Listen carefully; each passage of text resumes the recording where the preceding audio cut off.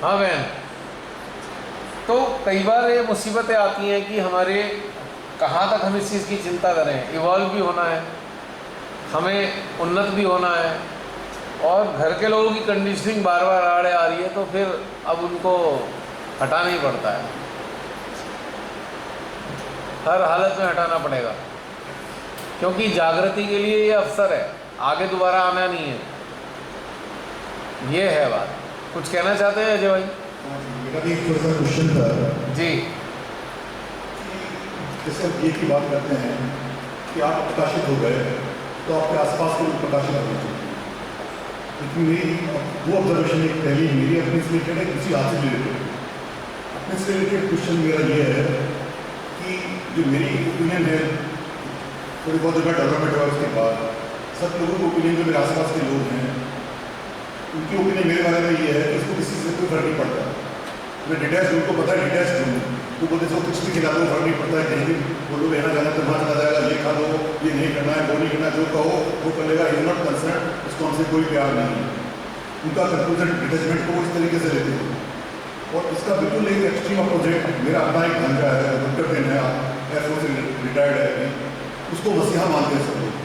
मसीहा वर्चुअली मसीहा मानते हैं कि ठीक है, लोगों की हेल्प करता है, उसका एक कंप्यूटर में एक्सपर्टीज है, गाड़ी में एक्सपर्टीज है, लैपटॉप में एक्सपर्टीज है, सबकी पूरी सोसाइटी के अंदर जितने 400-500 बुजुर्ग लोग हैं सबकी हेल्प करेगा, सबको हंसाएगा, क्योंकि वो थोड़ा फनी टाइप का, जोकर टाइप का रोल करता है। तो आजकल लोग दुनिया में सब लोग दुखी हैं तो उनको वो लोग पसंद आते हैं जो उनको हंसाए, सबको मतलब हेल्प भी करेगा, लेकिन सबकी हेल्प ऐसे करता है कि उनको अपने ऊपर डिपेंडेंट बना देता है, यानी उनको हैंडीकैप बना देगा। बिल्कुल वो हेल्प करेगा, उसको हेल्प कर करके वो उसके ऊपर आश्रित हो जाते हैं वो लोग।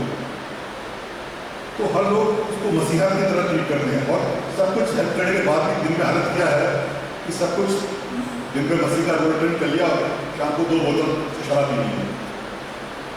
अब हम जब ये बनने की बात करते हैं तो हमें ठीक है, लोग एक दंगा लगा देते हैं, ये डिटेल्स है, इससे कोई मतलब नहीं है। और एक वो है जो कि सबको हैंडीकैप बना रहा है, लेकिन दुनिया की नज़र में मसीहा बना हुआ है। ये तो चलो एक मेरा एग्जाम्पल हो गया। और दूसरी चीज़, जब मैं आपको भी देखता हूँ तो पहले तो खैर जो भी ओपिनियन शुरू से अच्छी रही थी, लेकिन आपको इतना टाइम करते हुए शुरू करते हुए इतना टाइम हो गया, और आज हम सिर्फ हम 70 लोग हैं, 70 में से भी हम आज 27 लोग इधर हैं। तो मुझे कभी लगता है कि जितनी आपकी स्ट्रेंथ है, जो आपकी डेप्थ है, उसको देखते हुए तो ये हज़ारों में होने चाहिए। तो इस दुनिया में सीकर्स हैं कहाँ, हम कहाँ सीकर्स ढूंढ रहे हैं? है नहीं सीकर दुनिया में। हर एक आदमी को मतलब अपने से स्वार्थ से है कि मेरा कोई स्वार्थ निकल जाए, मेरा ये काम कर दे, मेरा वो काम कर दे।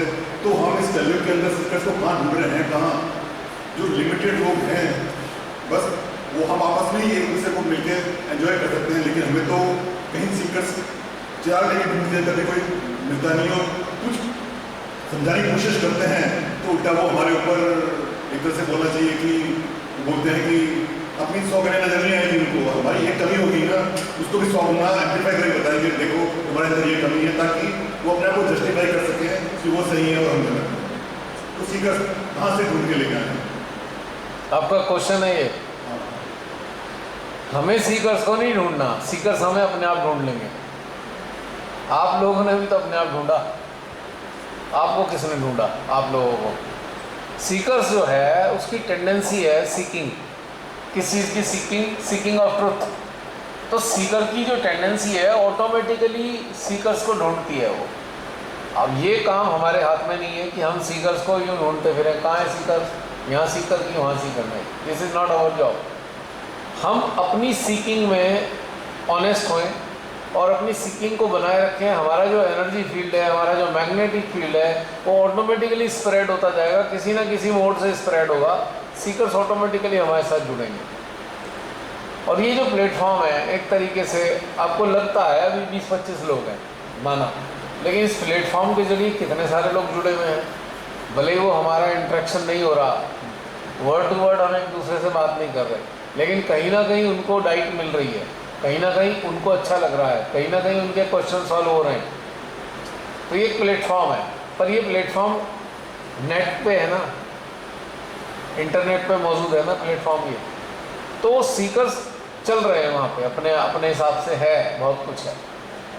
क्योंकि मेरे पास इतने सारे फीडबैक आते रहते हैं, रेगुलर आते हैं। अब ये प्रोग्राम किन्हें अच्छे लगते हैं, और जिन्हें अगर अच्छे लगते हैं वही सीकर है, वरना हम लोगों को तो नहीं अच्छे लगेंगे, है नहीं बात सही? क्या वजह भाई, आपको क्यों अच्छा लगा? क्या मैंने आपको ढूंढा? मैं अनसेटिस्फाइड था तो वो मेरी सीखी थी, नहीं। इसलिए मैं जुड़ा। तो हम लोग मान लो 10 लोग हैं, क्या हम 10 लोगों ने आपको ढूंढा? नहीं। इसी प्रकार से जितने सीकर हैं ऑटोमेटिकली जुड़ते जाएंगे, हमें ढूंढना नहीं है, ऑटोमेटिकली जुड़ जाएंगे, एनर्जी फील्ड जोड़ते हैं। और सबसे बड़ी जो शक्ति बैठी है, जो सबको जानती है कि कौन कहाँ कैसे क्यों, वो जोड़ती है जो रिक्वायरमेंट होती है, तो वो हर प्रकार के लोगों को जोड़ती हैं आपस में। अब जैसे आपने कहा एक मसीहा हैं, तो उन्हें उनसे जोड़ रखा है कि उस लेवल की चीज़ें उनसे मिलनी है उन्होंने, और जो मसीहा हैं उनके अपने शौक भी हैं, वो अपने शौक भी पूरा कर रहे हैं, लोग भी खुश हैं, तो इसमें कोई उनका भी बिगड़ कुछ नहीं रहा, उनका कुछ बिगड़ रहा। उनको वो जो लोग हैं आपकी कॉलोनी के, उनको वही चाहिए, तो उनकी जो रिक्वायरमेंट उनसे पूरी हो गई। ये भी नेटवर्किंग गॉड की है कि इमोशनल लेवल पे किसी को चाहिए, कि किसी को फीलिंग लेवल पे चाहिए, कि किसी को ट्रुथ चाहिए, ये सब की अलग अलग कैटेगरी है रिक्वायरमेंट की, वो उसी हिसाब से सारी चीज़ें अवेलेबल होती हैं वहाँ पे। अब जैसे बड़ा सा एक मॉल है, मॉल कहीं उठ के नहीं जा रहा, जिनको सामान चाहिए वो मॉल तक आ रहे हैं अपने आप, अपने मतलब की चीज़ें लेके घर चले जाते हैं। तो ऐसे सीकर होते हैं कि डिवाइन नेटवर्क है, जिस सीकर को जिस लेवल की जो चीज़ चाहिए वो माँ आदि शक्ति को मालूम है, और उसकी व्यवस्था वो करा देती है, कहीं से भी करा देंगी, कैसे भी करा देंगी, कहीं ना कहीं कनेक्शन हो जाएगा। ये है चीज़। अब रहा सवाल उस मसीहा पे आते हैं। एक वो जो मसीहा हैं, वो मसीहा है ही इसलिए कि जो 2 बोतल लेके बैठते हैं, उस खराबी को ढकना ही मसीहा बनना है। अगर ये मसीहा बगैर 2 बोतल लेके अपना रोज़ कर लें तो लोग उन्हें कहेंगे तो शराबी हैं। अब उन्हें कोई शराबी नहीं कहता, वो कहते मसीहा हैं भैया, हर चीज़ का ध्यान रखते हैं। वो कहेंगे अरे क्या हो गया, 2 बोतल ही तो पीते हैं, लेकिन मदद तो बहुत करते हैं। अब वो गुड़ उसमें आ गया। लेकिन अगर वो ये सब ना करते होते तो वो जो है, दूसरी चीज़ ये होती है, एक इंसान काफ़ी स्ट्रेस में है, वो जागृत नहीं है, स्ट्रेस है, उसे कुछ नहीं पता, उसे कहीं से पता लगा ये जो नशा करोगे तो थोड़ा स्ट्रेस कम हो जाएगा। अब उसने करना शुरू किया, अब करते करते उसे अच्छा लगने लगा कि वो स्ट्रेस के घंटा 2 घंटे 4 घंटे तो स्ट्रेस नहीं दिखाई दे रहा उसको, वो तो अपना गुमसुम हो गया नशे में, अपना आनंद ले रहे हैं उसके नशे का। तो 3-4 घंटे तक तो फ्री हो गए उस स्ट्रेस से। धीरे धीरे इसकी आदत पड़ने लगती है कि भैया 3-4 घंटे तक हमें स्ट्रेस की फीलिंग नहीं आएगी। जो एडिक्शन होता ही इसी कारण से है कि 2-3 घंटे तो थोड़ा ठीक ठाक सा लग रहा है ना। अब उनको ये लगने लगा है कि भाई चलो ठीक है, मान लो अच्छे ही हैं दिल के इंसान, वो मदद करना चाहते हैं, लेकिन साथ में स्ट्रेस भी है, तो उसको काउंटर बैलेंस करने के लिए उन्होंने ड्रिंक करना शुरू कर दिया। लेकिन जो अच्छाई भी बरकरार है, ड्रिंकिंग के साथ में अच्छाई भी बरकरार है, तो उसको भी मेंटेन कर रहे हैं। एक तरीके से उनकी बुराई को ढकने का काम कर रही है उनकी अच्छाई। क्योंकि ये सेंटेंस सुनने को मिलेगा, अरे क्या हो गया, किसी से कुछ कहते तो नहीं, अपने घर में बैठ के पीते हैं ना, ऐसा आपने सेंटेंस सुना होगा बहुत से लोगों का। तो अब ये अपने अपने चेतना का स्तर का मामला है। हमें इस चीज़ की जिम्मेदारी नहीं लेनी कि हमें सीकर ढूंढने हैं। सीकर हम ढूंढ ही नहीं सकते, we are not capable to find any seeker. हाँ, जो सीकर उनके हमारे कांटेक्ट में आता है, हम उसको एक्नॉलेज जरूर कर सकते हैं कि यस ही इज सीकर। ढूंढ नहीं सकते, क्योंकि ये हमारे बस का काम नहीं है। सीकर्स को एकत्रित करने का कार्य माँ आदि शक्ति का है, एक प्लेटफॉर्म देने का काम उनका माँ आदि शक्ति का है, but human can not do this thing. केवल आदि शक्ति को मालूम है एक्चुअल में सीकर कौन है। उन्होंने तो सबका उत्साह बढ़ाया है ना कि आप सब लोग सत्य के खोजी हैं, सत्य के खोजियों को मेरा प्रणाम। ये कह के उन्होंने जगाया है, कंकड़ फेंका जैसे होता है ना, एक शांत तालाब में कंकड़ फेंको, टन करके गया और लहरें ऐसी फैलनी शुरू हो गई। तो उन्होंने एक ये कहकर एक हल्का सा हमारे अंदर एक झंझनाहट पैदा करी, अरे तुम तो सीकर हो। अब उनकी बात सुन के कहीं ना कहीं हम लोगों का चित्त अंदर जाता है, क्या हम सीकर हैं? और किसी किसी का चित्त अंदर टिकता है, फिर वो खोज शुरू कर देता है, अब वो सीकर बन जाता है। कुछ लोग सुनते हैं पर अपने चित्त को अंदर नहीं ले जाते या अभ्यास नहीं करना चाहते, तो वो सीकर होते हुए भी सीकर जैसी स्थिति में नहीं रहते। लेकिन एक बात सच है, श्री माता जी ने जो लाई है उनका भाव यही रहा कि ये सीकर है और ये अपने अंदर ग्रो करें, ये बात। तो अजय भाई, मेरा तो ये कहना था कि हमें तलाशने की ज़रूरत नहीं है, ऑटोमेटिकली आ जाएंगे, जो होगा आ जाएगा।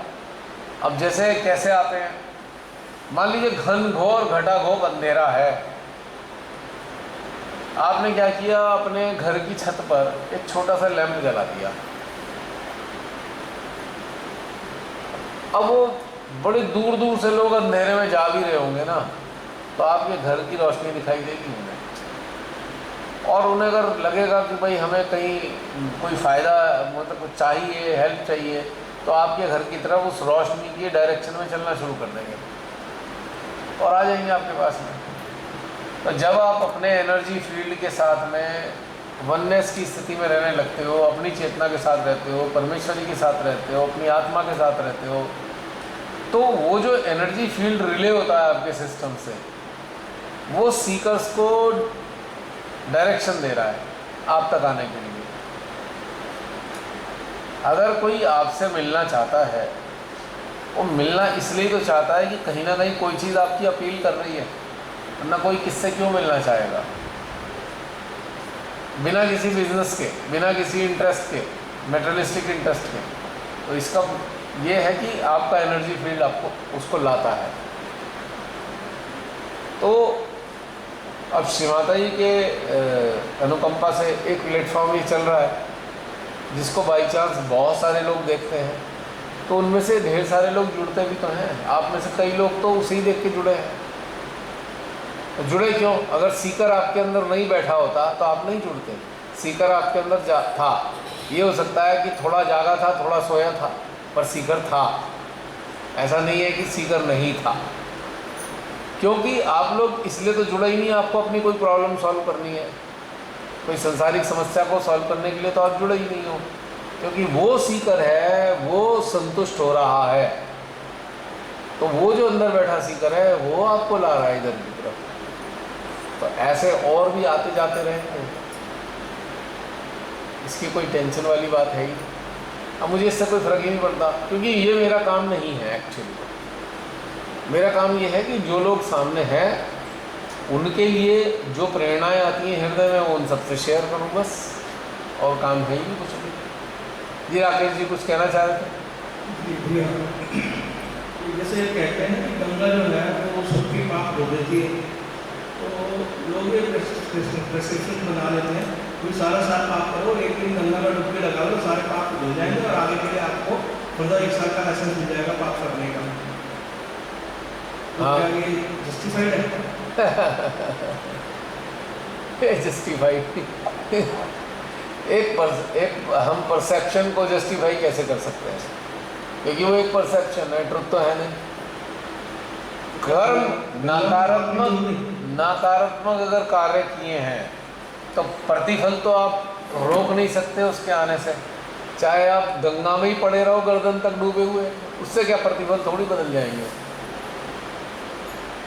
कोई कहे भाई ये तो गंगा से बाहर ही नहीं आता, मत आओ, सजा तो वहाँ भी मिल जाएगी। कैसे? अब वो गंगा में ही बैठा रहता है, गंगा मैया का स्मरण करता रहता है, रोज करता रहता है। पता लगा आया एक कछुआ आया, उसकी टांग काट के ले गया, हो गया, मिल गया प्रतिफल, गंगा वही मिल गया। एक मछली ने काट खाया, वही जहरीली मछली टकरा गई, या वो करंट वाली मछली होती है, उसने झटका मार दिया, उसकी मौत हो गई। प्रतिफल से कोई नहीं बच सकता दुनिया में, चाहे कितना ही नहाने धो लो। तो इससे कुछ नहीं होता। गंगा में डुबकी लगाओ। अरे आप गंगा में शरीर की डुबकी लगा रहे हो, आपने चेतना की डुबकी कहाँ लगाई जो धुल जाए वो? इसका मतलब गंगा पाप नहीं होती हैं? गंगा पाप नहीं धोती लोगों के। गंगा वैसे लोगों के पाप धोती है जो गंदगी बाहर फैलाते हैं, क्योंकि गंगा को एक वरदान है कि हर 3.5 किलोमीटर पे वो जितनी गंदगी होती है उसे धो देती है। ये वैज्ञानिक तथ्य है। 3.5 किलोमीटर पे आप उसमें गंदगी यहाँ डालो, 3.5 किलोमीटर तक जाते जाते वो उसको बिल्कुल न्यूट्रलाइज कर देगी। ये गंगा की एक साइंटिफिक रिसर्च हुई है। तो ऐसे तो पाप धोती है, पर मन के मैल नहीं धो सकती गंगा।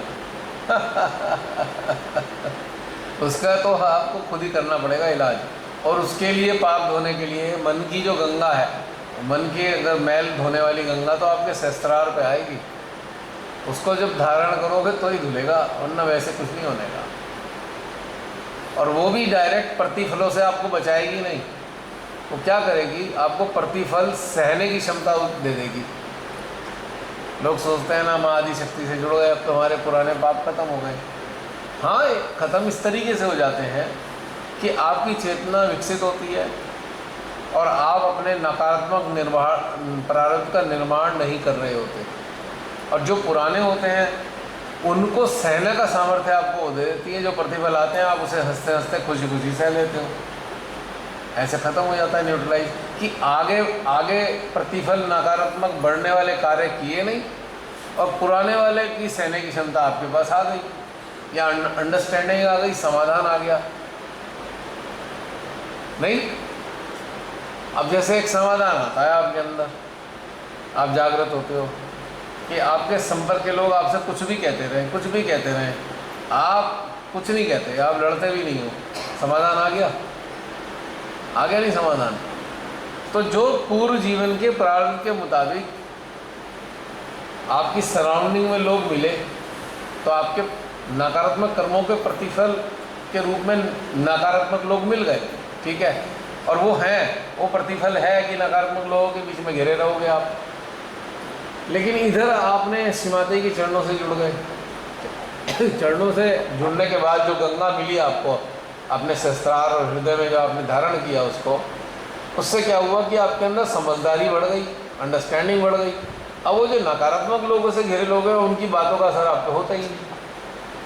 तो प्रतिफल तो मिला लेकिन उसका प्रभाव न्यूट्रलाइज हो गया।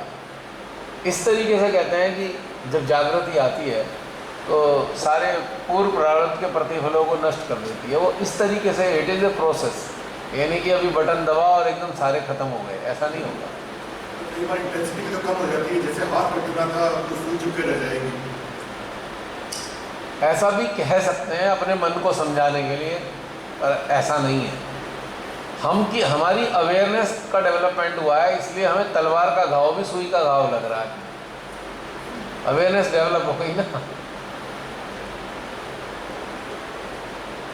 हम कह देते हैं, भगवान को क्रेडिट देते हैं, हाँ भगवान बचा लिया, ठीक है, और वो भी कहते हैं हाँ बचाता हूँ मैं। श्रीमाता जी ने कहा ना कि इतनी शक्तियाँ मदद करती हैं आपकी, ठीक है, इट्स ओके, सारी बातें सही हैं। और शक्तियाँ मदद भी इसलिए कर रही हैं कि पहले से आप बदल गए हो, अब आप सत्य के लिए कार्य कर रहे हो। जब आप सत्य के लिए कार्य कर रहे हो, और जैसे मैंने सबसे पहले बोला था, इस धरती को चलाए रखने के लिए कंट्रीब्यूशन आपका चाहिए। देवी देवताओं को ये पता लग गया है कि ये बंदा सही है, ये काम का है, तो आपकी रक्षा इसलिए करेंगे क्योंकि आप इसको चलाए रखने में मददगार हो। अन्यथा आपको निपटा देंगे कि भैया जा अपने प्रारब्ध के अनुसार। बशर्ते आपको बचाएंगे भी और आपको सुरक्षा भी देंगे पूरी। लेकिन अगर आप चाहते हो कि भाई अब मेरा तो मन भर गया है दुनिया से, देवी देवता भी कह रहे हैं चिंता मत करो, 100 साल तक तो जाने नहीं देंगे आपको हम, तो पर आप कह रहे हो नहीं भाई बस हो गया, अब 60 साल बहुत हो गए, अब इससे ज़्यादा जीना नहीं चाहता। फिर वो कहेंगे ठीक है आपकी मर्ज़ी है, पर वो संरक्षण तो आपको 100 साल का 150 साल भी दे दें। आप उनकी मर्ज़ी है और आपकी मर्ज़ी है, और आप जीना नहीं चाहते हो और भाई मैं नहीं, अब शरीर में मेरा दिल नहीं लग रहा, वो कहेंगे ठीक है। अब फिर वो आपकी इच्छा का भी सम्मान करेंगे। जब आपका काल आएगा तो आपको एक्सटेंशन नहीं देंगे, बस इतना ही होता है। एक्सटेंशन मिल जाती है ना फिर, अगर आप इंटरेस्टेड हो यहाँ पे सेवा करने के लिए, वरना आपकी मर्जी है, वो आपकी चॉइस को सम्मान करते हैं। अब जैसे कोई रिटायर हो गया है, अब अगर उसकी इच्छा होगी काम करने की तो सरकार कह देगी भाई 5 साल और कर लो, पर वो कहे नहीं मैं करना नहीं चाहता, तो सरकार जबरदस्ती तो काम नहीं करा सकती। उसकी काबिलियत के आधार पे उसे मिल गया 5 साल का कि और कर लो वही नौकरी, पर उसकी मर्जी नहीं है, मैं तो नहीं कर रहा, तो वो जबरदस्ती थोड़ी सरकार लाद देगी उसको। जैसे सरकार एक्सटेंशन दे देती है काम में, तो ऐसी जीवन का भी एक्सटेंशन मिल जाता है, और उसके पीछे एक वैलिड रीज़न होता है कि आप इस रचना के लिए उपयोगी हो तो एक्सटेंशन मिलेगा, अदरवाइज नहीं मिलेगा। प्लस चॉइस भी होनी चाहिए एक्सटेंशन की। तो पाप धोने वाला कॉन्सेप्ट तो गया गड्ढे में। एक कमाल है, तन धुला मन कैसे धुला, मेरे तो समझ में आया नहीं आज तक है। बल्कि जिनका मन मैला है, तन धो धो के अहंकार जरूर आ जाता है कि हम उस वाले कुंभ में भी थे, हम इस वाले कुंभ में भी हैं। अब आ गया ना अहंकार,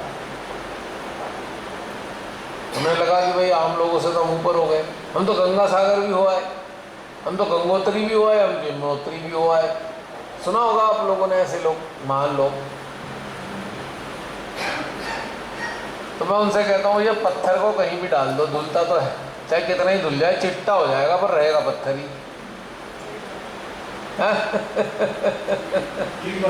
पत्थर को गंगा में डुबो, पत्थर को जमुना में डुबो लो, पत्थर को गंगोत्री में ले जाओ, यमुनोत्री में ले जाओ, ठीक, नर्मदा में डुबो दो, ब्रह्मपुत्र में डुबो दो, सरस्वती में डुबो दो, चिट्टा हो सकता है पर पत्थर ही रहेगा भाई। ये प्रॉपर्टीज नहीं बदलने वाली उसकी। हाँ आप ये कर सकते हो, ये धुला हुआ पत्थर है तो मूर्ति बना लो इसकी, धुलधुला के आया है, वो बात अलग है। पर पत्थर का तो टेम्परामेंट चेंज नहीं हुआ। तो वही है ना कि मन मैला और तन को धोए, हाँ चाहे कांटे धोए। वही तो कह रहा हूँ, क्या फायदा उसका। तो बुल्ले शाह ने भी तो कहा था ना, अगर नहाने धोने से भगवान मिल जाए तो भाई मेंढक और डड्डू जो है, वो जो मछलियाँ हैं वो बिल्कुल तर जाएंगी, वो तो रहती पानी में। तो इसी प्रकार से जो सहजी हैं, अगर सहजी सारे प्रोग्राम भी अटेंड करते हैं, कुछ भी कर लेते हो, 30 साल हो गए, 20 साल हो गए, 10 साल हो गए, 5 साल हो गए, सारे सेमिनार भी कर लिए, सारी पूजा भी कर ली, लेकिन उनकी चेतना उन्नत नहीं हुई, तो फिर क्या, उसका क्या होने वाला है? नहीं, तमगे बढ़ते चले जाएंगे, फीते लग जाएंगे। शिवरात्रि पूजा 10-15 श्री कृष्ण पूजा, तमगे लग गए, फीते लग गए, इससे ज़्यादा फिर कुछ नहीं है। वो कुछ है ही नहीं, क्योंकि अभी फिर वो हो जाएगा, जरा सी मुसीबत आई तो बस मुसीबत आ गई, फिर नेगेटिविटी आ गई, फिर नेगेटिविटी की कहानी शुरू हो जाएगी। तो इसलिए जब तक आप अपनी चेतना से उन्नत नहीं होंगे तब तक कुछ नहीं फर्क पड़ने का। चाहे कुछ भी कर लें, कहीं भी हो आए, कहीं भी जी लें, उससे कोई फर्क नहीं पड़ता। फिर तो रिवर्स गियर लगता है सीधा। होता क्या है कि सामूहिकता अटेंड करते थे, अच्छे स्तर की भी कर रहे थे, लेकिन चेतना पे मेहनत करी नहीं, तो क्या हुआ, सामूहिकता का तो कार्य चलता चला गया, सामूहिकता आगे बढ़ती चली गई। वो उनका शरीर सामूहिकता में शामिल था, लेकिन उनकी चेतना उन्नत नहीं हुई, तो कुछ समय बाद वो लुढ़क जाते हैं, रिवर्स गियर में मुझ जाते हैं वापस वहीं। ये मैंने देखा है एकदम सही तरीके से। तो सामूहिकता में भी आ भी रहे हैं तो उसका लाभ उठाना चाहिए, समय व्यर्थ नहीं करना चाहिए। अब जैसे लोग बहुत से सहजी वीकली सेंटर तो जाते हैं और घर में कुछ नहीं करते, घर में अपने अंदर बैठते नहीं, उतरते नहीं, तो वहीं का वहीं रहता है मामला। तो रिचुअल बन गया है मंदिर जाने वाला, उससे क्या होने वाला है? क्यों? वो उतना ही असर होता है जितना थोड़ी देर के लिए होता है। जैसे आपको बहुत गर्मी लग रही है आपने देखा बरसात आ रही है, आप उसमें चले गए, थोड़ी देर बरसात में स्नान किया, ठंडे हो गए, लेकिन गर्मी तो फिर भी थी, थोड़ी देर बाद फिर गर्मी लगने लगी। इतना ही मसला अब है, जितने पानी में हो तब तक ठंडे, बाहर निकलते ही फिर गर्म। जब तक आप अपने सिस्टम को ठीक नहीं करोगे कि गर्मी के सहने लायक हो जाए, तब तक आप परेशान रहोगे और आप ढूंढते ही रहोगे भाई कहाँ घुसूँ नदी में, कौन सी नदी में चला जाऊँ, कौन सी बरसात में डूबूँ, यही ढूंढते रहोगे। अब आश्रित हो गए आप उसके। तो हमारे सहजी भी ऐसी करते हैं, जरा सी प्रॉब्लम में आएगी, अब वो कुछ दिन कर लेंगे, फिर उसके बाद छोड़ छाड़ देंगे। अब करना भी क्या होगा, उसके पीछे एक्सपेक्टेशन होगी। आ गए हमारे चीफ गेस्ट। आ गए? कहाँ गए? आओ जी। सुस्वागतम बेटा जी। आओ। VIPs का स्वागत करते हैं सभी लोग। जय श्री माता जी। All the 4 VIPs are here. पहले ये बताइए, भोजन करके आ रहे हैं नीचे? Very good. मुझे पूरी उम्मीद थी कि आप लोग भोजन करके आएंगे। मैं उनसे कह के आया था कि उन्हें भोजन करा के ही भेजना। आप लोगों के इंतजार में बैठे हैं, वरना सो चुके होते सभी। मैंने कहा नहीं भाई, हमारे साथी आ रहे हैं, यात्री आ रहे हैं, ऐसे कैसे सो जाएंगे, उनके स्वागत में जागे तो रहना ही है।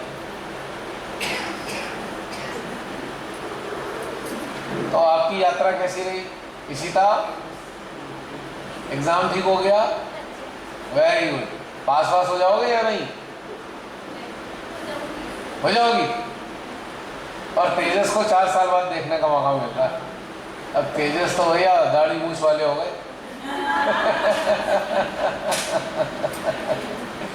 हैं, बड़े हो गए। और अल्पना मैम प्रसन्न है? और रुपिंदर जी स्वास्थ्य ठीक है? आज कुछ नहीं हुआ? वाह भाई वाह, very good. Progress. Yes, progress तो हो रही है भाई, ऐसी बात नहीं। देखो नहीं, यहाँ के वैसे कुछ नहीं होता कि पहले भी आता था ना, तो ये कहता था वहाँ जाके मुझे कुछ नहीं होता, वैसे चाहे जो मर्जी हो। एक तो दिल की बात हो गई, दूसरी एनर्जी फील्ड भी है भाई। सामूहिकता है, आपके अच्छे स्तर की सामूहिकता बैठी है, तो सबकी जो रेडिएटिंग एनर्जी है वो सब आपको मिलती तो है एक दूसरे से, इसलिए मज़ा भी आता है। लेकिन अगर जुड़े हुए नहीं होंगे अंदर से, तो इसका फ़ायदा कुछ नहीं होने का। फिर वही बैरंग लिफाफा वापस ही आएगा, सारी जगह घूम के आ जाएगा, रहेगा वैसे का वैसे। तो अभी दौर चल रहा था ऐसी बातचीत करने का। तो जरा एक काम करो, माइक तेजस के हाथ में दे दो। राकेश जी, अच्छा कुछ पूछना था किसी ने? हाँ अच्छा, तनु बताओ। एक मिनट तनु, बोलो।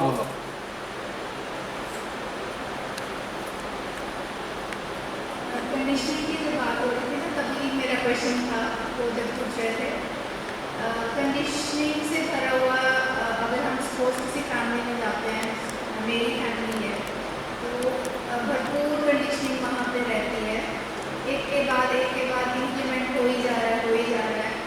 तो मेरे को उस सिचुएशन में पूछना था कि किस लेवल तक बंदा वो मतलब एग्जॉस्ट हो जाता है कई बार देख के, सामने वाला कितनी ज़्यादा इम्प्लीमेशन कर ही जा रहा है, वो तो चेंज हो ही नहीं रहा है। ठीक है। और कई बार हमारे को भी उसमें फोर्सफुली सारी चीज़ें करनी पड़ती हैं, बिकॉज वो प्रेशर होता है कि आप भी करो। तो हमारी जो जीव आत्मा है वो मतलब इसलिए गुस्सा आता है कि देखे कि ये हमारे से क्यों करवा रहे हैं, इतनी साल हो गए, हमको पता है कि जब मैं नहीं करना देता तो मेरे पे वो थोप रहे हैं। ये चीज़ पूछना चाहती हूँ कि ये चीज़ें कब बंद होंगी? जब आप चाहोगे, बंद हो जाएंगी। बट विरोध करने से फिर वो उनकी ईगो हर्ट होती है। और यहाँ आपकी वीकनेस आ रही है यहाँ वीकनेस खड़ी हो गई आपकी आगे कि भाई वो ऐसा ना हो जाए, वैसा ना हो जाए। अगर आप सॉलिड हो तो रुक जाएगी, उसी दिन रुक जाएगी, उस दिन के बाद होगी नहीं कभी। पर उसके लिए आपको विरोध सहना होगा, आपको ताकत के साथ वो विरोध सहना होगा, धीरे धीरे करके विरोध भी कमज़ोर पड़ जाएगा, सही हो जाएगा। हमारे पे ही निर्भर करता है। वो फैमिली में और भी मेंबर्स होते हैं ना जो सपोर्ट कर रहे होते हैं उनको, अगर मैं नहीं करती तो वो दूसरा कर रहा है ना, तो वो जो चीज़ आप किसी और की गारंटी छोड़ दो, अपनी लो कि मेरे से नहीं हो रहा, नहीं कर सकते, खत्म। तो उसके लिए तैयार रहना पड़ेगा ना, त्याग करने के लिए। उसपे जो रिएक्शन होगा वो भी वो त्याग करना पड़ेगा, रिएक्शन को सहन करना पड़ेगा। एक ही चीज़ मिलेगी, हम ये नहीं हो सकता कि हम कीचड़ में फंसे हैं और हम निकलना चाहते हैं, पर हम इसलिए नहीं निकल रहे कि बाकी लोग भी कीचड़ में हैं, तो दोनों काम एक साथ नहीं हो सकते। या तो आप कीचड़ से निकलोगे तो बाकी वहीं रहेंगे, जब आप कीचड़ से बाहर निकलोगे तो उनको कीचड़ से निकलने देने के नहीं आप खींचेंगे, तो यहाँ पे आपको संघर्ष उठाना पड़ेगा थोड़ा सा, अंत में आप कीचड़ से बाहर निकल ही जाओगे। लेकिन आपको विरोध सहना होगा, आगे भी विरोध सहना होगा, महीनों तक भी विरोध सहना पड़ सकता है, कुछ खोना भी पड़ सकता है। हाँ, यही बात है ना कि खोने का जो डर है। सत्य का मार्ग बलिदान मांगता है, सोच लो, इतना आसान भी नहीं है सत्य पे चलना। बहुत ही ज़्यादा यही चीज़ तंग करती है कि हाँ। वो जो रिएक्शन होगा उसके बाद क्या होगा ना, वो सोच के तो फिर दोनों चीज़ें एक साथ नहीं हो सकती, हमें एक का चुनाव करना पड़ेगा, आइदर ट्रूथ और false, this is our choice. दोनों चीज़ें साथ नहीं चल सकती कभी भी। अगर आप स्ट्रांग हो जाओगे, आप हर चीज़ खोने को भी तैयार हो गए, तो छूट जाएगी सारी चीज़ें। बाकी जैसे आपने पहले बताया कि वो एक के बाद एक बोझा सहन करता ही रहेगा, तो लगता ही रहेगा। हाँ, वो कम नहीं हो रहा। वो कम हो इसलिए नहीं रहा क्योंकि आप कम करना नहीं चाह रहे, वो अपने तरीके से करते रहे। आप अगर आप शामिल नहीं हो गए तो धीरे धीरे सब कुछ ठीक हो जाएगा। आपकी चॉइस है, आप एक सोल हो, वो भी एक सोल है, लेकिन किसी भी सोल को ये अधिकार भगवान ने नहीं दिया कि दूसरी सोल पे हर चीज़ लाद दे, अधिकार नहीं दिया है। आपकी कमजोरियां वो मानने को मजबूर करती हैं, जो वीकनेसेस हैं आपकी, अदरवाइज तो आप क्यों मानोगे? आप अपने अंदर झांक के देखो, क्या मेरी वीकनेसेस हैं जिसके कारण मुझे ऐसा सफ़र करना पड़ रहा है, तो त्यागना पड़ेगा, उन्हें छोड़ना पड़ेगा, आप तैयार रहना पड़ेगा, क्या चीज़ छूट सकती है मेरे से, तो ठीक हो जाएगा ये सारा सिस्टम। पर कोई जादुई तरीका नहीं है कि भाई आज मंत्र मारा और कल को ये ठीक हो गया, क्योंकि आप किसी कंडीशनिंग को मंत्रों से ठीक नहीं कर सकते, किसी कर्मकांड से ठीक नहीं कर सकते, कोई पूजा करा कर ठीक नहीं कर सकते। इसका तो एक ही रास्ता होता है, काउंसलिंग, और कोई काउंसलिंग लेने को तैयार ना हो तो फिर कुछ नहीं हो सकता। फिर क्या किया जाए भाई फैमिली में? भाई स्वीकार करना पड़ेगा, सबकी जर्नी अलग अलग है। और जिसे हम परिवार हमेशा 24 घंटे कहते रहते हैं, और परिवार के लिए अपनी चेतना की यात्रा भी अवरुद्ध कर देते हैं। फील मत कीजिएगा जो मैं बोलने जा रहा हूँ, एक कटु सत्य बोलूँगा मैं, एक कटु सत्य बोलने जा रहा हूँ मैं। परिवार है जी, ऐसा हमें ये करना पड़ता है, वो करना पड़ता है। अब ये जो पड़ता है, इससे क्या नुकसान हो रहा है? अगर आपकी चेतना कुंठित होती जा रही है, तो आप वास्तव में अपनी चेतना के साथ अन्याय कर रहे हैं। अब वो परिवार जैसा भी है, वो अपनी कंडीशन के साथ है, लेकिन आप कंडीशन नहीं हो, तो आपकी जो जीवन है वो एक तरीके से नष्ट हो रहा है धीरे धीरे। परिवार को पैम्पर कर रहे हो आप, पैम्परिंग के चक्कर में आप अपनी उस जागृति को नष्ट कर रहे हो जो इसी काल में मिलनी है, इसी जीवन में मिलनी है। तो एक डिसीजन तो लेना पड़ेगा, या तो आप अपनी जागृति का त्याग करें या फिर उनकी इच्छा का त्याग करें, दोनों में से एक डिसीजन लेना पड़ेगा। अब दोनों ही कठिन है, आसान दोनों में से कोई भी नहीं है, पर इतना अवश्य है, जागृति की तरफ चलोगे, हजार कठिनाई के बावजूद भी आपके अंदर वो स्थिति पैदा होगी कि आप अपनी जागृति के अंदर गौरव से खड़े होंगे। पर हम उसमें ये नहीं सोच सकते ना कि भाई सारे लोग हमारे हिसाब से भी चलेंगे, या हम हमारे हिसाब, हमारी चीज़ को सम्मान करेंगे, हमारी इस बात को। It is not necessary. दूसरा कड़वा सच, जब हम मर रहे होंगे परिवार क्या सहायता कर रहा होगा हमारी, या मित्र कौन सी सहायता कर रहे होंगे हमारी, या रीति रिवाज कौन सी सहायता कर रहे होंगे हमारी, जो ट्रेडिशन है वो हमारी कौन सी सहायता कर रहे होंगे जब हम मर रहे होंगे। तो मरते समय सहायता क्या मिल रही होगी, जो आपने कमाया है वो आपकी सहायता करेगा। तो चॉइस तो हमारी है कि हम उस काल के लिए क्या आज मेहनत करें या मेहनत परिवार के चक्कर में ना करें। It is our choice. और इतिहास गवाह है, जो जागृति के रास्ते पे चलता है उसको लोग चैन से तो नहीं रहने देते, ये बात तो पक्की है। चैन से तो नहीं रह सकता वो, बाहरी रूप से नहीं रह सकता, आंतरिक रूप से आनंद में रहेगा, क्योंकि कंडीशनिंग ही टकराती रहेगी आपसे सारी जिंदगी। सराउंडिंग की कंडीशनिंग आपको टक्करें मारती रहेगी लगातार। तो तनु, ये हमारी चॉइस है। मैं ये भी नहीं कह सकता आप परिवार के विरोध चले जाओ, मैं ये भी नहीं कह सकता कि आप अपनी जागृति छोड़ दो, ये आपकी निर्णय है। इसमें मैं आपको डायरेक्टली कोई बात सलाह नहीं दे सकता। दोनों ही कंडीशन में मेरी कष्टकारी है। आप पारिवारिक स्तर पर दुखी रहोगे तो भी मुझे दुख होगा, अगर आप अपने जीवन काल में उन्नत नहीं हो पाएंगे तब मुझे और भी ज़्यादा दुख होगा। तो ये तुम्हारे को ही देखना है, इसमें आपकी कोई मदद नहीं कर सकता इस निर्णय में। मम्मी भी आपकी मदद नहीं कर सकती इस निर्णय में, क्योंकि वो आपका अहित किसी भी हालत में नहीं चाहती, किसी भी स्तर का। ये दोनों चीज़ें पैरेलल चल रही है। जैसे जैसे डीप जाना चाहती हूँ वो उतनी ज़्यादा सक्षम होकर मतलब और भी ज़्यादा आगे आती है मेरे में। ना वो आगे नहीं आती। अब समझो, आप डीप जा रहे हो, आपके सामने असत्य और तेजी से उजागर हो रहा है। वो तो वैसे ही कर रहे हैं जो करते थे, लेकिन आपको ज़्यादा समझ में आने लगा भाई ये तो बिल्कुल ही फेक आइटम है। तो आपको मज़ा कैसे आएगा उसमें कि बेकार की चीज़ें कर रहे हैं।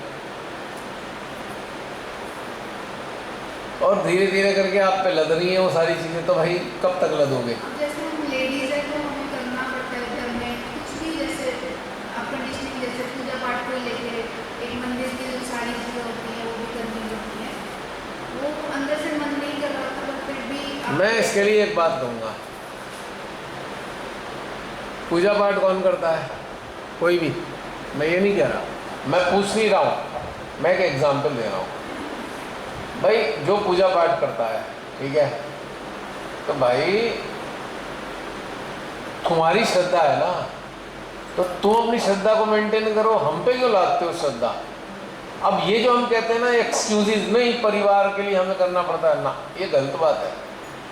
हमें एक पीछे हमारे एक उद्देश्य, एक लालच छुपा हुआ है कि परिवार हमसे ना छूट जाए या परिवार के लोगों को नाराज ना कर दें हम। एक लालच है, समझ रहे हो।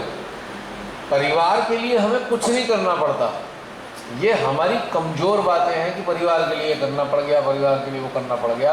अगर आप अपने सत्य में खड़े हो जाओगे, 1 दिन, 4 दिन, 6 दिन, 20 दिन, 10 दिन, 100 दिन विरोध, उसके बाद तो विरोध नहीं होगा। क्योंकि सत्य का प्रकाश जब फूटेगा तो एक दिन उस परिवार को भी समझ में आएगा तो सत्य पे खड़ी है, हम खामखा इसको कैसे रोक सकते हैं। लेकिन उस लेवल तक जाने के लिए आपको विरोध सहना पड़ेगा। और जब ऐसा हो गया कि आप बिना झगड़ा करे अपनी जगह खड़े हो गए और प्रकाश जब फूटा,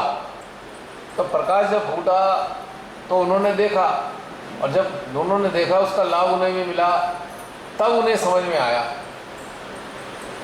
कि भाई ये तो प्रकाशित है, हम इसके ऊपर कैसे लाद सकते हैं। लेकिन इस तक पहुंचने के लिए आपको संघर्ष करना पड़ेगा। संघर्ष ऐसे करना है कि आप अपनी जगह खड़े रहो, बस आपको लड़ना थोड़ी किसी से। लेकिन लालच है, परिवार के लोग नाराज हो गए तो क्या होगा। तो अब आप 4 चीज़ों के लिए सोच रहे हो कि 4 चीज़ों के लिए परिवार नाराज ना हो जाए, फिर वो चीज़ें 8 हो जाएंगी, फिर 8 चीज़ों के लिए सोचोगे परिवार नाराज ना हो जाए, अगली बार 16 हो जाएंगी। तो आखिर कब तक करते रहोगे ये सब बातें? कभी तो एंड होगा इसका। तो व्हाई नॉट टुडे? क्या आपको बताया, 100 सत्य भी इकट्ठे हो गए तब भी उसका एंड होगा, 100 दिन बाद होगा। तो व्हाई नॉट टुडे? एक बार बुरा ही तो बनना है, 100 दिन बाद भी बुरा बनना है, आज भी बुरा बनना है, कल भी बुरा बनना है।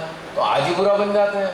जितनी जल्दी आज बुरा बनेंगे उतनी जल्दी जान छूट जाएगी। ये ऐसे में अगर आप खुद स्ट्रॉन्ग है तो छूटने वाले छूट जाते हैं और जो साथ में आने वाले थे वो आ जाते वो हैं। तो ऑटोमेटिकली कुछ नहीं है, वो तो व्यवस्था तो भगवान ने सबकी की हुई है। तो ये एक बात समझने की है, पर उसके लिए स्ट्रांग होना पड़ता है, तैयार रहना पड़ता है।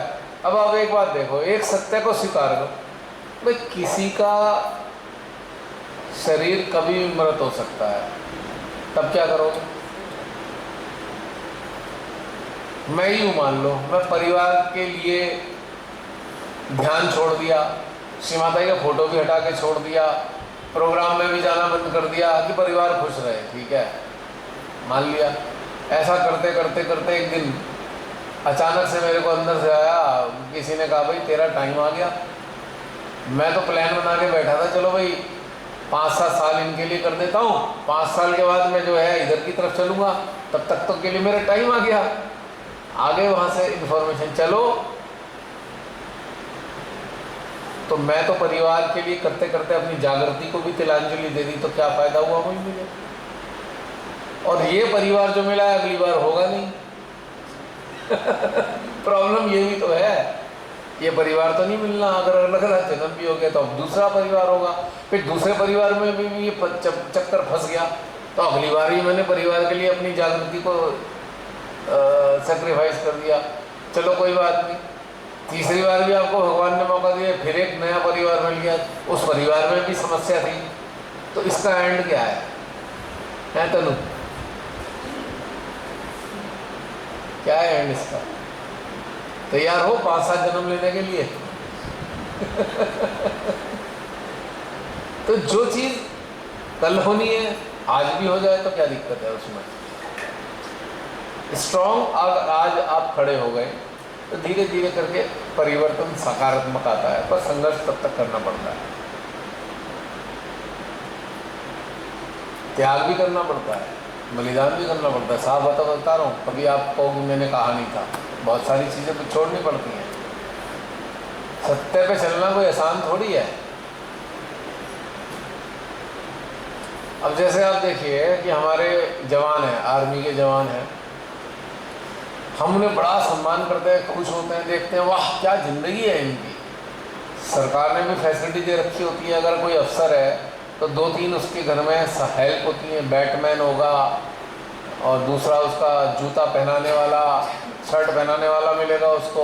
मैंने देखा है हमारे घर में रहे आर्मी में, तो वो तो खड़े हो जाते थे ऐसे, कमीज भी कोई और पहना रहा होता था, जूता भी कोई और पहना रहा होता था, ऐसी फैसिलिटीज नहीं मिलती हैं। तो कहने का मतलब ये है कि और वही जवान जब वही अगर अधिकारी बॉर्डर पे जाता है तो उसे तैयार रहना पड़ता है ना कि वो गोली लग सकती है, उसको बम भी ब्लास्ट हो सकता है, मिसाइल भी आगे गिर सकता है। तो अपनी ज़िंदगी को उत्सर्ग करने को तैयार है, अपनी ज़िंदगी को गंवाने को तैयार बैठा है, लेकिन शान से ज़िंदगी जी रहा है। जब तक ज़िंदगी है तो शान से जीऊँ, क्या मर मर के जीऊँ, ये वाली चॉइस हमारी अपनी है, हम जीना कैसे चाहते हैं। तो तनु इस बारे में मैं कोई एक चीज़ आपको सलाह नहीं दे सकता, ये चुनाव आपको खुद करना है। मैंने तो पक्ष बता दिए दोनों, क्यों?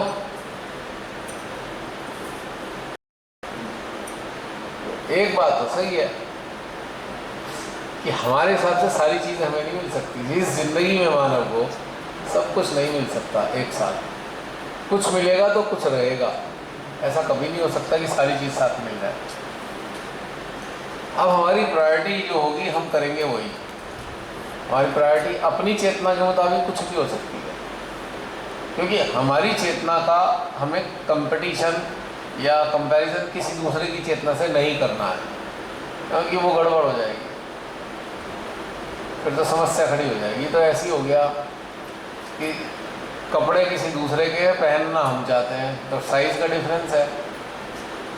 उनके तो हमने कपड़े ले लिए पर हमारे पहन नहीं पाए, हम इधर के रहे ना उधर के रहे। किसी से कंपटीशन नहीं करना चाहिए, किसी की चेतना के मुकाबला नहीं है हमारा। हम अपने ही साथ जुड़े हुए हैं और अपने से ही हम अपना चलना चाहिए। तो ये है बात। तनु क्लियर हो गया? और कोई बात? बहुत से लोग ऐसा कहते भी हैं, घर में जी ऐसे हैं, सहज में जाने नहीं देते, बंधन लगा दो। मैंने कहा अपना काम मुझसे क्यों करा रहे हो?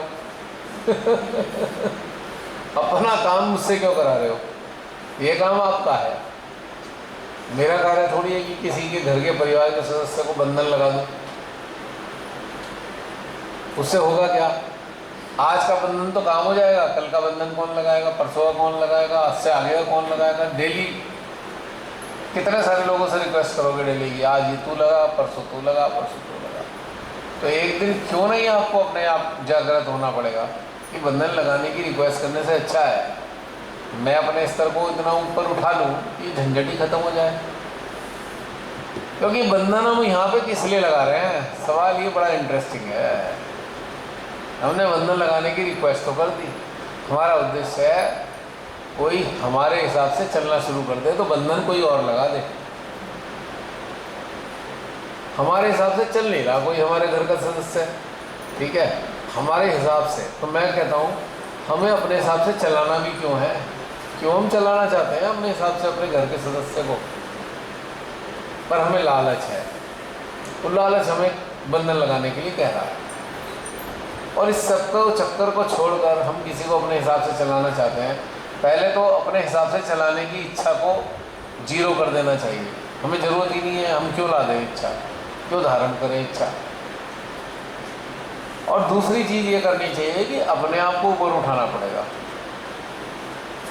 जब आप इस अच्छे स्तर पे आ जाएंगे तो आपको किसी से रिक्वेस्ट करने की ज़रूरत नहीं, आपका एनर्जी फील्ड वो काम कर रहा होगा। जो मैक्सिमम कर सकता है आपका एनर्जी फील्ड कर देगा, आपको किसी से कुछ कहने की ज़रूरत ही नहीं है। और वो स्थायी काम होगा, टेम्परेरी बंधन का काम की ज़रूरत नहीं होती है। आए दिन देखो ना, बंधन इसका लगा दो उसका लगा दो, जब बंधन ना हुआ तो रेवड़ी होगी, बांट दो इसको भी बांट दो। तो इट इज़ ए मिसयूज। तो इसीलिए अपना संघर्ष करना ही पड़ता है हर हालत में। एक एग्जाम्पल और दूंगा, पहले मैंने इस पर एक छोटा सा आर्टिकल भी लिखा है। पहाड़ी नदी में आप सबने पहाड़ी नदी देखी होगी, और पहाड़ी नदी के अंदर ट्राउट्स देखिए, छोटी छोटी फिश ट्राउट्स। आश्चर्यजनक तरीके से पहाड़ी नदी का बहाव ऊपर से नीचे की तरफ है, पर ट्राउट्स क्या करती हैं, उल्टा ऊपर चढ़ती हैं सरोवर तक जाने के लिए। मतलब छलांग, वो कूद कूद के अपने फिन्स के ज़रिए, जो पानी गिर रहा है अपने फिन्स के ज़रिए एक वो कोशिश करती हैं ऊपर उठने की, और वो चढ़ती हैं। और मान लीजिए 10,000 मछलियों ने ट्राई किया तो 10, 15, 20 पहुँच भी जाती हैं ऊपर, लेकिन नीचे भी गिरती हैं। तो वो हमें क्या शिक्षा दे रही हैं? क्या शिक्षा दे रही हैं जानते हो? हमें कीप ट्राइंग तो है, पर वो ये बताना चाहती हैं कि जो सत्य है, संसार का जो प्रवाह है सत्य के हमेशा अगेंस्ट होगा।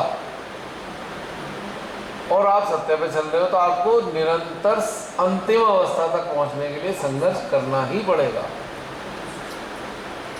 सरोवर तक पहुंचने के लिए। और सरोवर क्या है? रिडेम्पशन। उस लेवल तक जाने के लिए संघर्ष करना है। रिडेम्पशन किस चीज़ से है? हर प्रकार के डर से, एजम्पशन से, इंक्लिनेशन से ये रिडेम्पशन मिलती है। और इस लेवल पे आके सारी मान्यताएं खत्म हो जाती हैं। कंडीशनिंग जीरो, कुछ नहीं बचा, अटैचमेंट जीरो, और जागृति भरपूर होती है। लेकिन तब तक के लिए संघर्ष है, अच्छा खासा संघर्ष है। अब कोई कहे भाई संघर्ष कैसे करना है? संघर्ष केवल आपको मानसिक आधार पे संघर्ष है, आपका एक्चुअल में संघर्ष है ही नहीं।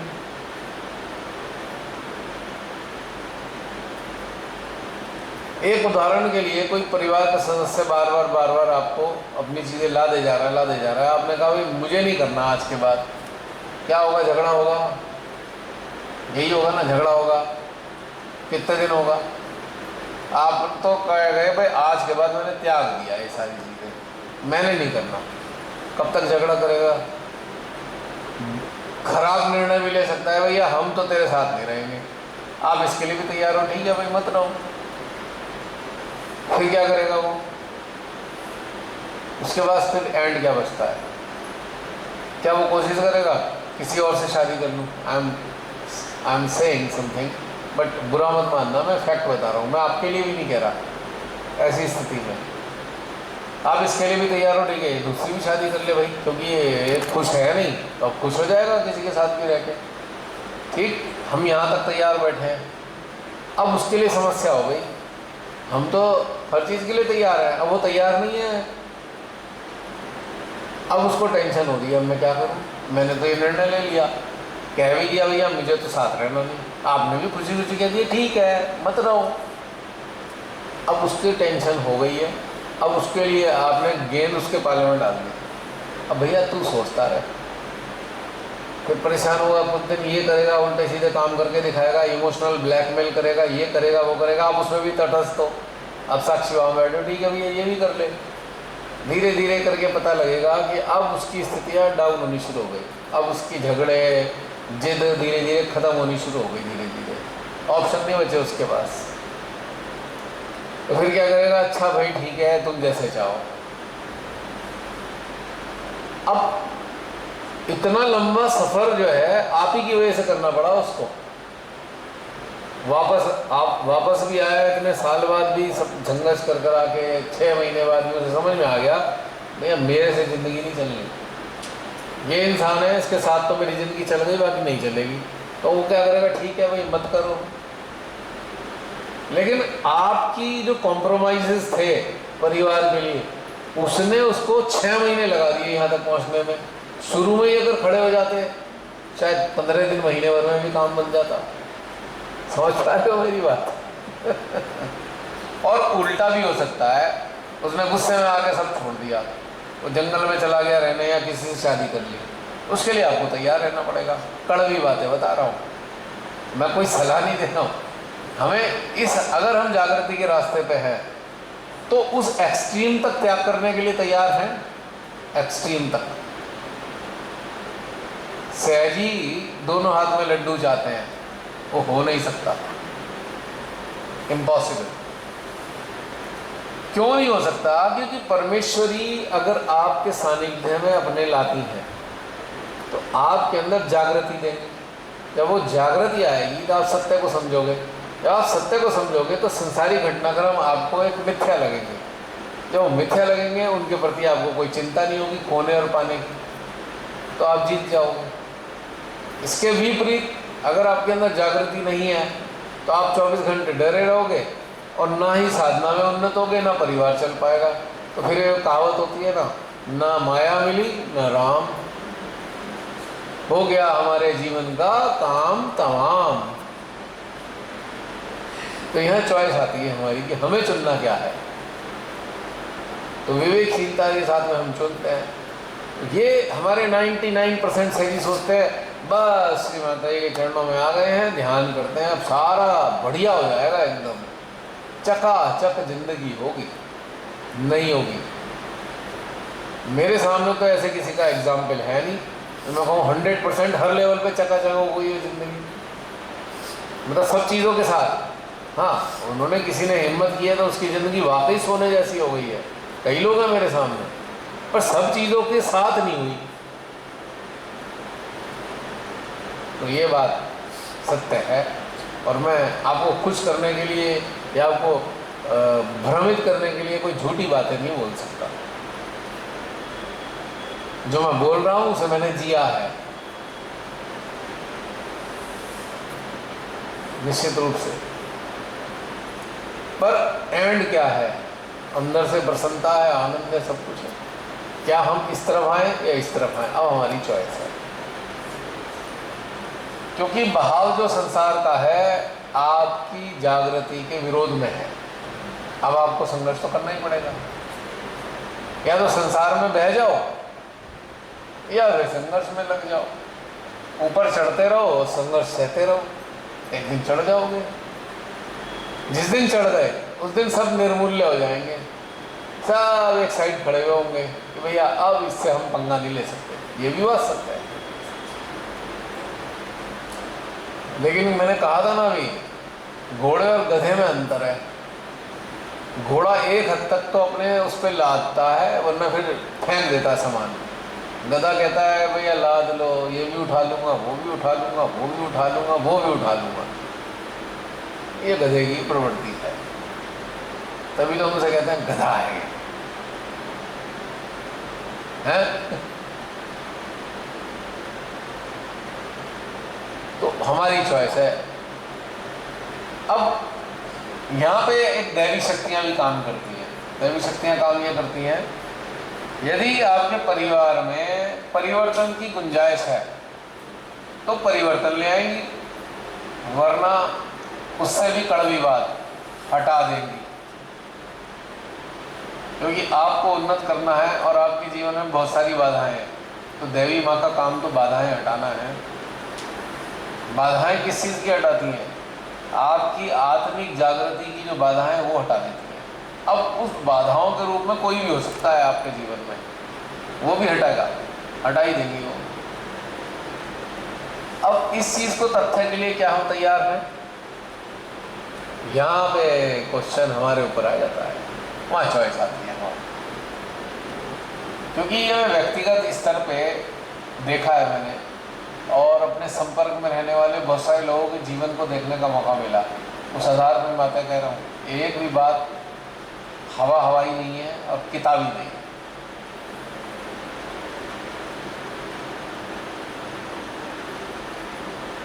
मैं जब श्रीमाता ने मुझे अपने चरणों में नहीं लिया था ना, तो मेरे भाई लोग थे, ये थे, बहुत सारी बातें होती थी, वो अपनी बातें शेयर करते थे। तब मैं उनसे एक बात कहता था, यदि आप खोने के भय से मुक्त हो जाओ, आप सबसे ज़्यादा ताकतवर इंसान हो दुनिया में, आपको कोई गिरा नहीं सकता नीचे। तब भी मैं ये बात कहता था, जबकि मुझे पता नहीं था मेडिटेशन का तब क्या होता है। क्योंकि कहीं ना कहीं अंतरात्मा में ये बात फिक्स थी, खोने के भय से मुक्त हो जाओ, आप जिंदगी को आनंद से भर दोगे अपने। बाहर से सराउंडिंग में भले ही मज़ा ना आए, पर अंदर में मज़ा हमेशा मज़ा आएगा, सदानंद आपको प्राप्त होगा। अब हम सारी चीज़ों को देखते रहते हैं, क्योंकि वो सारी चीज़ें जो देखते हैं वो अटैचमेंट के दायरे में आती हैं। कोई भी चीज़ हो एक्सपाइर, हम कोशिश करेंगे चलो भाई हम ऐसे हो जाते हैं, फिर हम सोचेंगे अब इसका क्या होगा, अब बच्चे का क्या होगा, अब उसका क्या होगा। अब ये है मकड़ी का जाला, हाँ आपकी मर्जी है। आप मक्खी बनकर मकड़ी की जाले की शोभा बनाना चाहते हो या जाले को काट देना चाहते हो? जागृति की रोशनी में चॉइस हमारी है। तो बड़ा कठिन है ये सारी बातें, लेकिन चुनाव फिर भी हमें करना है, कोई और उसका चुनाव नहीं करेगा। पहले भी जब मैं जुड़ा नहीं था श्रीमाता जी से, तब भी मैं एक बात और बोलता था, या तो बदल जाओ किसी के मुताबिक, ठीक है, या किसी को बदल दो, और दोनों काम ना हो तो हट जाओ। तीन चीज़ ही होंगी, तीन ही स्टेट है।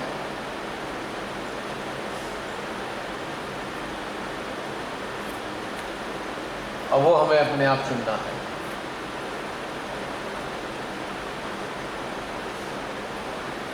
हमारे देश का कानून हो या विदेश का कानून हो, उनके संविधानों के मुताबिक ये कानून इजाज़त देता है कि हम अपनी रिलीजियस जो इंक्लिनेशन है उसके हिसाब से जीवन जिए, कोई हम पे लाद नहीं सकता। तो कानून भी हमें ताकत देता है। आर्टिकल 21 उसको अगर बहुत खोल के पढ़ोगे तो उसमें ये आपको मिलेगा स्वतंत्रता। रिलीजियस प्रैक्टिस की जो फ्रीडम है वो हमें मिलती है संविधान से, पर हम बंधे होते हैं मन से। अब मन का इलाज तो किसी भी वकील, किसी भी वैद्य जी के पास नहीं, किसी देवता के पास नहीं है, खुद भगवान जी के पास भी नहीं है। अगर कोई इंसान मन से बाहर नहीं जाना चाहता तो वो भी उसे घर से बाहर नहीं निकाल सकते मन से।